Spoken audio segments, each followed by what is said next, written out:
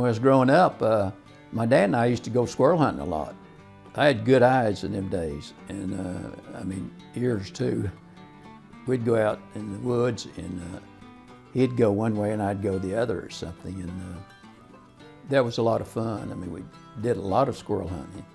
Of course, we didn't have a dog. I mean, you know, some people, I guess, have squirrel dogs and all, but we didn't have a dog, so it was just silent. I mean, you'd walk slowly and try not to make any noise, and of course, squirrels just love pecans, so you knew where the pecan trees were, so you'd, you know, approach slowly and find you a place to hide behind a tree or something, or look before you could look around and look up. And it wasn't like we stayed together all the time. I mean, I'd maybe stay here and he'd walk off someplace or something other and come back, or we'd meet.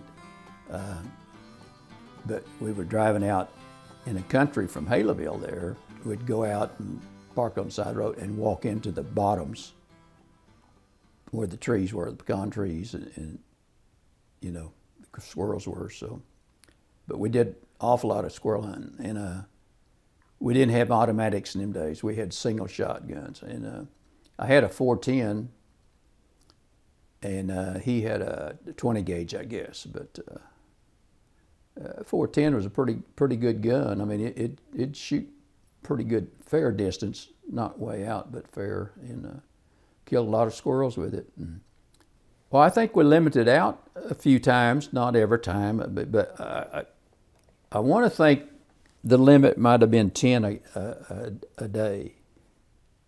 For some reason, after I guess moved away, you know, to college or this or that, he sold it, and I don't know why he sold it, because, but I have his 20 gauge today, single shot.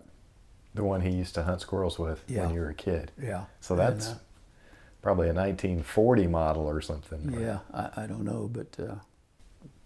What would you do with the squirrels after you shot them?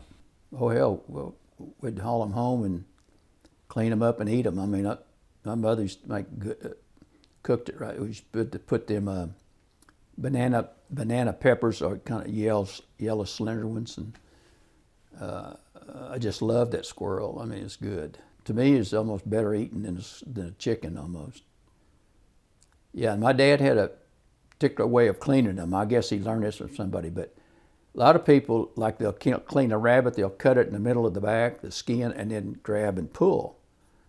Well, you could do the squirrel the same way, but what he found out is you take them and you stretch them like this. Of course, they get kind of stiff after you've killed them and they've been, you know, dead for two hours or something. But stretch them out,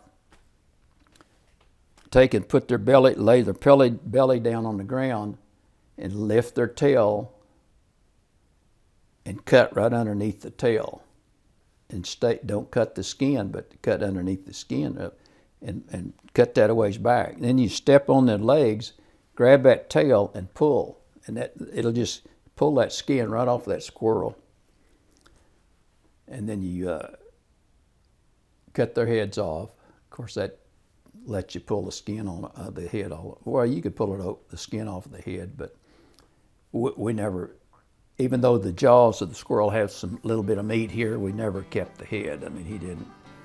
And so we just cut the head off, and that was it. But you'd see a lot of guys didn't know how to clean them that way, but that was the easiest way, because you didn't get hair all over everything.